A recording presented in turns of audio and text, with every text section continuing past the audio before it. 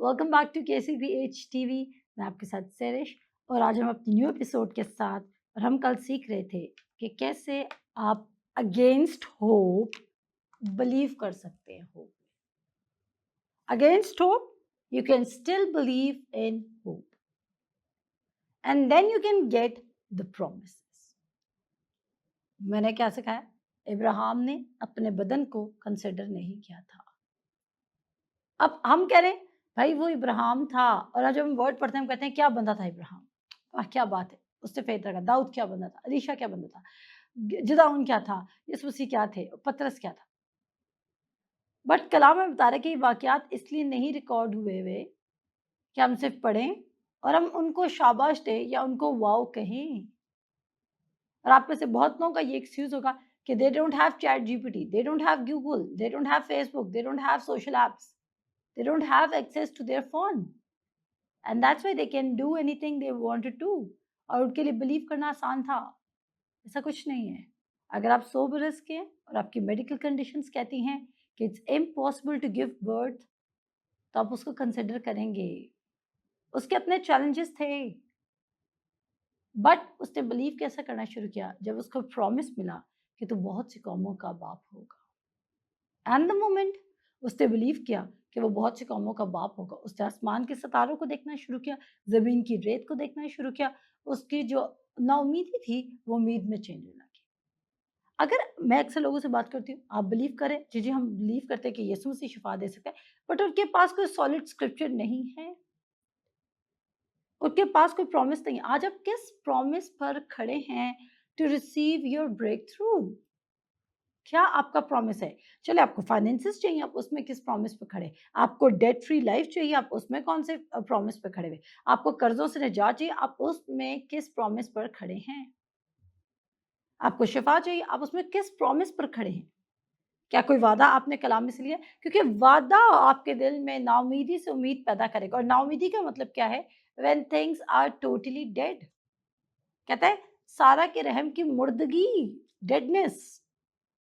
इब्राहिम भी डेड है, सारा भी डेड है, and they can not reproduce. But वो कहता है वो नाउमीदी से उम्मीद के साथ ईमान लाया। इब्रानियों 11:1 हमें बताती क्या है? ईमान की डेफिनेशन क्या है? ईमान उम्मीद की हुई चीजों का एतमाद है। यू कैन नॉट रिसीव, आप फेथ में नहीं चल सकते अगर आप उम्मीद नहीं रख रहे। और उम्मीद कैसे आएगी? प्रॉमिस के साथ आएगी। मैं रिपीट करूंगी, उम्मीद कैसे पैदा होगी? प्रॉमिस के साथ। आप ना उम्मीदी में हैं, अब ना उम्मीदी ने क्या किया आपको? ना उम्मीदी से आप उम्मीद में गए, आपने प्रॉमिस सुना, वर्ड कह रहा है कि उसी के मार खाने से तुमने शफा पाई। आपने क्या किया? आपने ये वर्ड सुना कि इट इज डन, उसी के मार खाने से तुमने शफा पाई। आपने क्या किया? वर्ड लिया। फुली परसुएडेड होने का क्या मतलब है? फुली परसुएडेड होना वो शख्स है जो पहले वर्ड ऑफ गॉड को सुनता है, प्रॉमिस को सुन रहा है, प्रॉमिस को सुनने के बाद वो उस प्रॉमिस को एम्ब्रेस कर लेता है। आपको 20 दिन नहीं चाहिए कि आप खुदा के प्रॉमिस का बिलीव करें। खुदा के प्रॉमिस को बिलीव करने के लिए आपको मिली सेकंड से भी कम टाइम की जरूरत है, just to believe and receive it. The moment you believe कि ऐसा मेरे लिए हो सकता है, और वो आपके लिए काम करने लग जाए उसी टाइम। मैंने कहा मे बी उस टाइम आपकी कंडीशन चेंज ना हो, तो क्या वो काम नहीं करा? It is still working.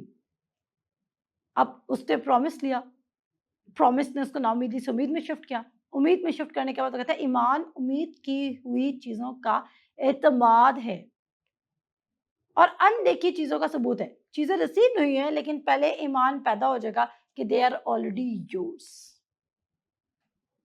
अगर आप तोमा की तरह बनना चाहते हैं, तोमा रसूल की तरह कि मैं तब तक ईमान नहीं लाऊंगा जब तक मैं काम होते हुए नहीं देखूंगा, तो क्या रिजल्ट है?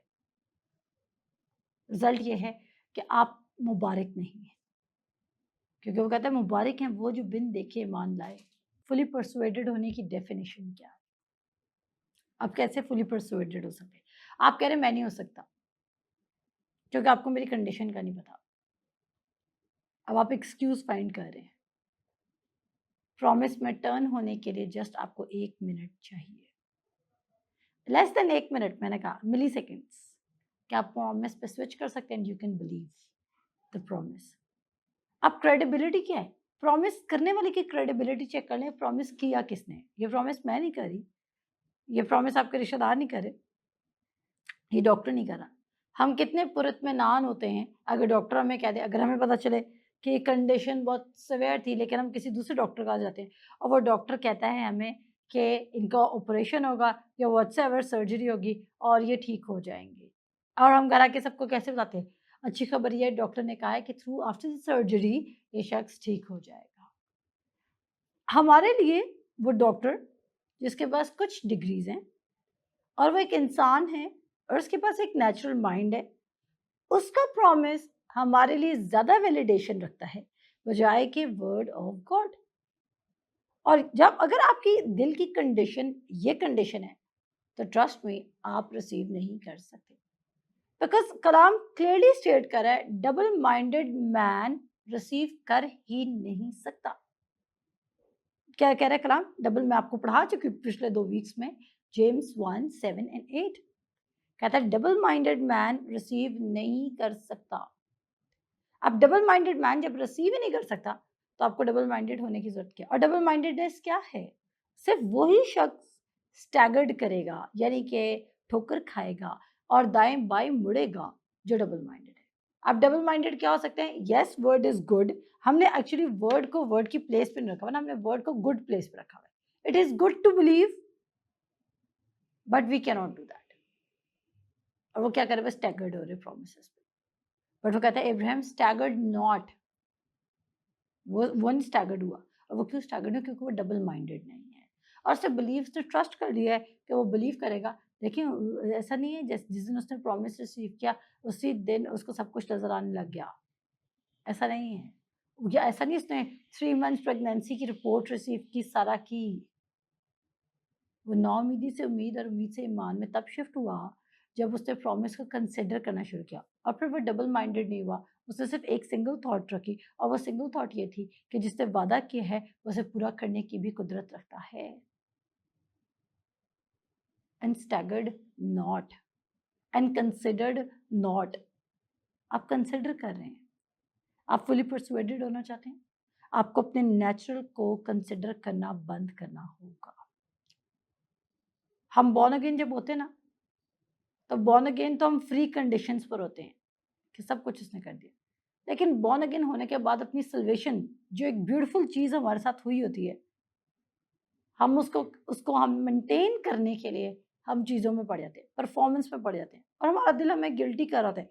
आपके अराउंड ऐसे लोग हो सकते हैं जो आपको आके ये कहेंगे कि सुन, खुदा ने मुझसे तेरे बारे में कलाम किया, और वो आपको कहेंगे शायद तू ये नहीं करा, शायद तू टाइट नहीं देता था, शायद तू चर्च नहीं जाता था, शायद तूने ये किया इसलिए तेरे साथ ऐसा हुआ।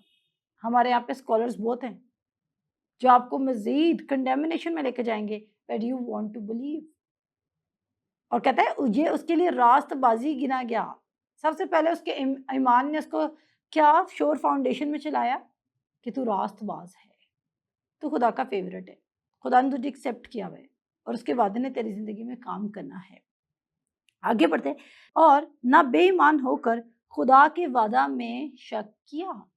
नो डाउट, हमें we need to unlearn how to doubt. हम बचपन से ऐसे नहीं थे, हम सीखते हैं over the period of time, हम ये लर्न करते हैं कि हमने डाउट कैसे करना है। ओवर द टाइम हम ये लर्न करते हैं कि हमने शक कैसे करना है, और फिर हम शक करते हैं किस पे? हम अपने पर भी डाउट कर रहे होते हैं और हम खुदा पर भी डाउट कर रहे हैं। कहता है लेकिन उसने शक ना, खुदा के वादा में शक ना किया।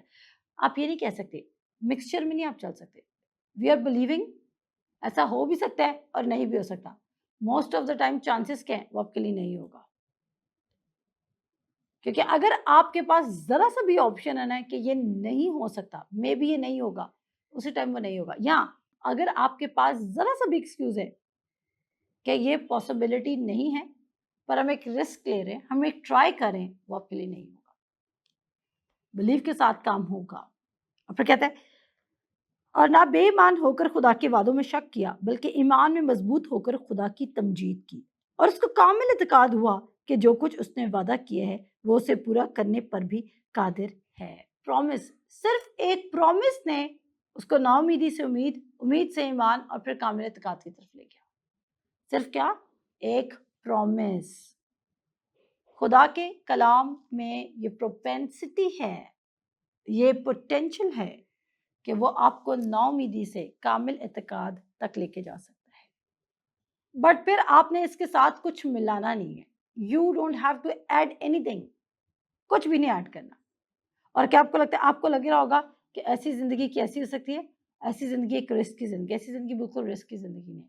खुदा हमारा अनप्रेडिक्टेबल खुदा नहीं है। आपको प्रेडिक्टेबल रिजल्ट्स मिलेंगे, जो वादा किए वही एग्जैक्टली आपकी जिंदगी में होगा। कहता है उसके सारे वादे हाँ और आमीन के साथ हैं। सारे वादे आपकी जिंदगी में पूरे होंगे। ऑल प्रोमिसेस, स्पेशली हीलिंग का।